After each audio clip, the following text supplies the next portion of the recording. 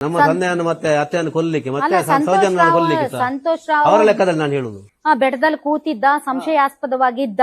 ನೀನು ಎಲ್ಲಿಗೆ ಹೋಗ್ತಾ ಇದೀಯಾ ಅಂತ, ಎಲ್ಲಿಂದ ಬಂದಿದ್ಯಾ ಅಂತ ಕೇಳಿದ ತಕ್ಷಣ ಓಡೋದಕ್ಕೆ ಆರಂಭಿಸಿದ. ಅಲ್ಲೊಂದು KSRP ವ್ಯಾನ್ ಇತ್ತು, ಅವ್ರು ಅವನ್ನ ಹಿಡಿದ್ರು, ಆದ್ರೆ ಅವ್ನ್ ತಪ್ಪಿಸ್ಕೊಂಡು ಓಡೋಗ್ಬಿಟ್ಟ. ಸೊ ಅದು ಸೌಜನ್ಯ ಕೇಸಲ್ಲಿ ನಾವು ಕೇಳಿರೋದು.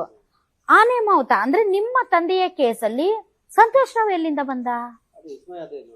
ವಿಸ್ಮಯ ಅದು ಅಂದ್ರೆ ಇಲ್ಲಾಗ್ದಿದ್ರೆ ಅಲ್ಲಿ ಫಿಟ್ ಮಾಡೋಣ ಅಂತನಾ? ಅದೇ ಉದ್ದೇಶ ಇರ್ಬೇಕು ಅವರಿಗೆ. ಈಗ ಯಾಕೆ ಅಂದ್ರೆ ಅದು ಅವರ ಅದೇ ಹೇಳಿದ ನನಗೆ ಪಾಲೆಗಾರಿಕೆ ಅಂತ ಹೇಳಿ ಹಾಗೆ ಅದೆಂತ ಗೊತ್ತಿಲ್ಲ, ಯಾರು ಎನ್ಕ್ವೈರ್ ಮಾಡ್ಲಿಕ್ಕೆ ಬರ್ಲಿಕ್ಕಿಲ್ಲ, ನಾವು ಮಾಡಿದ್ದೇವೆ, ಸಂತೋಷ್ ರಾವ್ ನಾವು ಹೆಸರು ಹೆಂಗ್ ನಡೆದ ದಾರಿ. ಗೊತ್ತಾಯ್ತು ನಿಮ್ಗೆ? ಈ ನಿಮ್ ತಂದೆ ಕೇಸಲ್ಲಿ ಹೆಂಗ್ ಗೊತ್ತಾಯ್ತು? ಅಲ್ಲ, ನಾನು ಡಾಕ್ಯುಮೆಂಟ್ ಓದಿದ ಮೇಲೆ ಅದಕ್ಕಿಂತ ಮೊದಲು ಗೊತ್ತಾಗ್ಲಿಲ್ಲ ನನಗೆ. ಅದ್ರಲ್ಲಿ ಸಂತೋಷ್ ರಾವ್ ಕೊಲೆ ಮಾಡಿದೆ ಅಂತ ಇಲ್ಲಿ ಉಂಟು. ಹಾ, ಆಗ ಅಕ್ಕಿ ಬಿಕ್ಕಿಗಳು ಎಲ್ಲಿಂದ ಬಂದ್ರು ಅದಕ್ಕಿಂತ ಮೊದಲು ಅಂತ ನಾನು ನೋಡುದು. ಮತ್ತೆ ಇದರಲ್ಲಿ ಇದು ಹೇಗೆ ಬಂತು? ಸಂತೋಷ್ ರಾವ್ ಯಾವಾಗ ನೀವು ಡಾಕ್ಯುಮೆಂಟ್ ಓದಿದ್ದು? ಅದು ಸ್ವಲ್ಪ ಸಮಯ ನಂತರ ನಾನು ಓದಿದ್ದು, ತುಂಬಾ ಸಮಯ ಆದ ಮೇಲೆ. ಅವತ್ತು ಓದಿದಲ್ಲ, ಅದೇ ನಮಗೆ ಓದ್ಲಿಕ್ಕೆ ಜ್ಞಾನ ಯೋಚನೆ ಬರ್ಲಿಲ್ಲ ಅಂತ, ಅದೆಲ್ಲ ಹಾಗೆಲ್ಲ ಉಂಟಂತೇಳಿ ಬೇರೆಯವರೆಲ್ಲ ಓದಿಸಿ ತಿಳ್ಕೊಂಡದ್ದು ನಾನು. ಸೊ ಸಂತೋಷ್ ರಾವ್ನ ಇಲ್ಲಿ ಈ ಒಂದು ನಿಮ್ಮ ತಂದೆಯವರ ಕೊಲೆ ಕೇಸಲ್ಲಿ ಕರ್ಕೊಂಡ್ ಬಂದು ವಿಚಾರಣೆ ಮಾಡಿದ್ರು, ಸೌಜನ್ಯ ಕೇಸಲ್ಲಿ ಹಿಡಿದ್ರು, ರೇಪ್ ಮಾಡಿದ್ದಾರೆ ಅಂತ. ಆಮೇಲೆ ಆನೆ ಮಾವುತಂದು ಮಾಡಿರ್ಬೋದು ಅಂತ ಇದನ್ನ ಅಲ್ಲ ಏನ್ ಮಾಡಿದ್ರು? ತನಿಖೆ ಮಾಡಿದ್ರ? ಗೊತ್ತಿಲ್ಲ ಅದು ಹಾಗೆ ಅಂತೇಳಿ, ಅದ್ರಲ್ಲಿ ಉಂಟು ಹಾಗೆ ಅಂತ. ಅವ್ರಿಗೆ ಡಾಕ್ಯುಮೆಂಟ್ ರೆಡಿ ಮಾಡ್ತಾರಲ್ಲ ತನಿಖೆ ಆದ ಮೇಲೆ. ಬ್ಲಡ್ ಸ್ಯಾಂಪಲ್ ಏನೋ ಚೆಕ್ ಮಾಡಿದಾಗ ಮ್ಯಾಚ್ ಆಗಿಲ್ಲ ಅಂತ ಬಿಟ್ರು ಅಂತ ನಾನ್ ಕೇಳಲ್ಪಟ್ಟೆ. ಎಂತ ಗೊತ್ತಿಲ್ಲ ಅದು ಯಾವ ರೀತಿ ಅಂತ ಅಂದ್ರೆ ಹೇಳಿ. ಧರ್ಮಸ್ಥಳದಲ್ಲಿ ಯಾರಾದ್ರೂ ಓಡಾಡ್ಕೊಂಡಿದ್ರೆ, ಯಾರಿಗಾದ್ರೂ ಅವ್ರ ಮೇಲೆ ಅನುಮಾನ ಬಂದ್ರೆ, ಏನಾದ್ರೂ ಪ್ರಕರಣ ನಡೆದಿದ್ರೆ ಇದ್ ಅವ್ನ್ ಮಾಡಿರ್ಬೋದು ಅಂತ ತೀರ್ಮಾನ ಮಾಡ್ಬಿಡ್ತಾರಾ?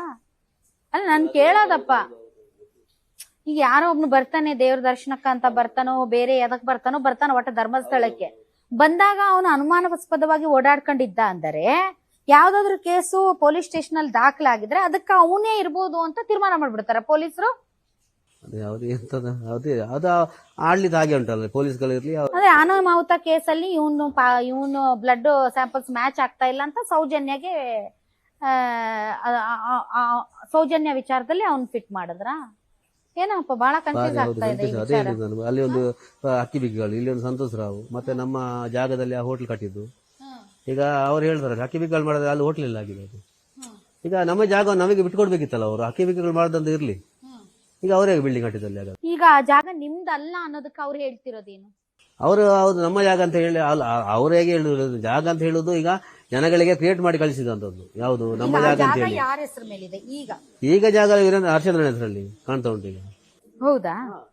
ಸೊ ಆವಾಗ ಏನ್ ಹೇಳಿದ್ರು? ಈ ತರದ್ದು ಏನೋ ಒಂದು ಅಲ್ಲಿ ಕಾಮಗಾರಿ ನಡೆಯಕ್ಕಿಂತ ಮುಂಚೆ, ಬಿಲ್ಡಿಂಗ್ ಕಟ್ಟೋಕ್ಕಿಂತ ಮುಂಚೆ ನೀವು ಕೇಳಿದ್ರ ಈ ವಿಚಾರದಲ್ಲಿ? ಇಲ್ಲ, ಅವರದ್ರ ಹೋಗಿ ಮಾತಾಡ್ಲಿಲ್ಲ.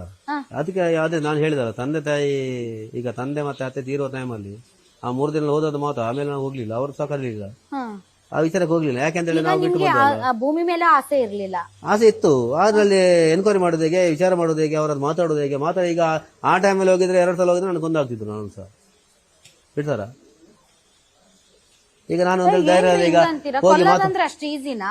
ಅವ್ರು ಅಷ್ಟು ಆವತ್ತಿನ ನೋಡುದು ಈಗ ದಾಖಲೆ ನೋಡೋ ಗೊತ್ತಾಗ್ತಲ್ಲ, ವೇದವಲ್ಲಿ, ಪದ್ಮಲತಾ, ಅದಕ್ಕಿಂತ ಮೊದಲು ಇದು ಕೆಲವು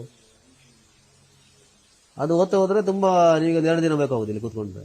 ಸರ್ವರೋಗಕ್ಕೂ ಏನೋ ಪರಿಹಾರ ಅಂದಂಗೆ ಎಲ್ಲಾ ಪ್ರಕರಣಕ್ಕೂ ಸಂತೋಷ್ ರಾವ್ನೇ ಗುರಿಯಾಗಿಸಿಕೊಂಡು ತನಿಖೆ ನಡೆದಿದೆ ಅಂದ್ರೆ ನನಗೆ ಸಖತ್ತು ಒಂಥರ. ಅಲ್ಲ ಬೇರೆ ಈಗ ಅದಕ್ಕೆ ನಿನ್ನದಕ್ಕೆ ಬೇರೆ ಯಾರು ಸೆಟ್ ಮಾಡಿ ಇರ್ಬೇಕು. ಇದಕ್ಕೆ ಎರಡಕ್ಕೆ ನನ್ನ ಅತ್ತೆ ಮತ್ತು ಅಲ್ಲ ಸೌಜನ್ಯ ಮತ್ತೆ ನನ್ನ ಅತ್ತೆ ಮತ್ತೆ ತಂದೆದ್ದು ಇದು ಎರಡಕ್ಕೆ ಇದನ್ನು ಸೆಟ್ ಮಾಡಿದ್ದಾರೆ. ಇದಕ್ಕಿಂತ ಮೊದಲಿದ್ದಕ್ಕೆ ಬೇರೆ ಸೆಟ್ ಮಾಡಿದ್ದಾರೆ ಯಾರನ್ನಾದ್ರೂ ಹಾಗೆ. ಸೊ ಇದಾದ್ಮೇಲೆ ನೀವು ಫರ್ದರ್ ಇನ್ವೆಸ್ಟಿಗೇಷನ್ಗೆ ಮತ್ತೆ ತಾವು ಅಪ್ರೋಚ್ ಮಾಡ್ಲಿಲ್ವಾ ಯಾರನ್ನು? ಈಗ ಅಪ್ರೋಚ್ ಮಾಡಿದ್ರೆ ಕಳೆದ 2 ವರ್ಷದ ಮೊದಲು ಈಗ ಸಾರ್ವಜನಿಕ ಹೋರಾಟ ಶುರು ಆಯ್ತಲ್ಲ. ಈಗ ಮಹೇಶಣ್ಣ ಸೇರಿಕೊಂಡು ಮತ್ತೆ ಈಗ ಮಟನ್ ಅವರು ಮತ್ತೆ ಇವರು ಪ್ರಸನ್ನ ರವಿ ತಮ್ಮ ಸೇಟ್ ಎಲ್ಲ ಸೇರಿಕೊಂಡು ನಾವು ಒಮ್ಮೆ ಒಟ್ಟಿಗೆ ಹೋಗಿ ಅಲ್ಲಿ ಕಂಪ್ಲೇಂಟ್ ಕೊಟ್ಟಿದ್ದೇವೆ. ಯಾರಲ್ಲಿ ಎಸ್ ಪಿ ಅಲ್ಲಿ.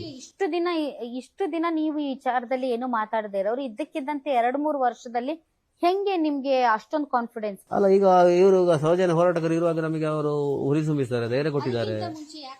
ಯಾಕೆ ಧೈರ್ಯ ಇಲ್ಲ ಅಂದ್ರೆ ಅವರ ಒಂದು ಆಡ್ಲಿಕ್ಕೆ ಹಾಗೆ ಉಂಟು ಅಲ್ಲಿ ಪಾಳೆಗಾರಿಕೆ. ನಮಗೆ ಅದು ಹೆದರಿಕೆ ಆಗ್ತದೆ ನೋಡಿ. ಈಗ ತಂದೆಗೆ ನಾವು ಎದುರಿಸಿ ಕೊಂದು ಹಾಕಿದ್ದಾರೆ ನೋಡಿ ಅಲ್ಲಿ ಕೆಲಸ ಅವರಲ್ಲಿ ಓಡಿಸಿ ಹಾಗೆಲ್ಲ ಮಾಡುವಾಗ ನಮಗೆ ಧೈರ್ಯ ನೋಡಿ. ನಾವು ಅದನ್ನ ಅದರ ಹಿಂದಗಡೆಗೆ ಹೋದ್ರೆ ನಾವು ಜೀವನ ಹೇಗೆ ಪುನಃ ಅದು ಹಿಂದಗಡೆ ಹೋಗ್ಲಿಕ್ಕೆ ಶುರು ಮಾಡಿದ್ರೆ ಅವರು ಪ್ರೆಷರ್ ಹಾಕುವಂಥದ್ದು, ಒತ್ತಡ ಹಾಕುವಂಥದ್ದು, ಬೇರೆ ಹತ್ರ ಫೋನ್ ಮಾಡಿಸುವಂಥದ್ದು, ಏನಾದ್ರು ಒಂದು ಮಾಡಿಸ್ತಾರೆ. ಯಾಕೆ ಗಿರೀಶ್ ಮಟ್ಟಣ್ಣ ಅವರು, ಮಹೇಶ್ ತಿಮ್ರೋಡಿ ಅವರು ನಿಮ್ಮ ಹತ್ರ ಹೇಳಿಸಿ ಅದು ಹೇಳಿ ಸರ್ ಧೈರ್ಯ ತುಂಬಿಸಿ ನಮಗೆ. ನೀವು ಸಹ ಒಂದು ಕಂಪ್ಲೇಂಟ್ ಧೈರ್ಯ ತುಂಬಿಸಿದೆ ನಮಗೆ. ಈಗ ನಾವು ಹೋರಾಟಗಾರರು ಇದ್ದೇವಲ್ಲ, ನೀವು ಹೋಗಿ ಕಂಪ್ಲೇಂಟ್ ಕೊಡಿ ಅಂತೇಳಿ ನಮಗೆ ಧೈರ್ಯ ತುಂಬಿದ್ದಾರೆ, ನಾವಿದ್ದೇವೆ ನಿಮ್ಮೊಟ್ಟಿಗೆ ಅಂತೇಳಿ.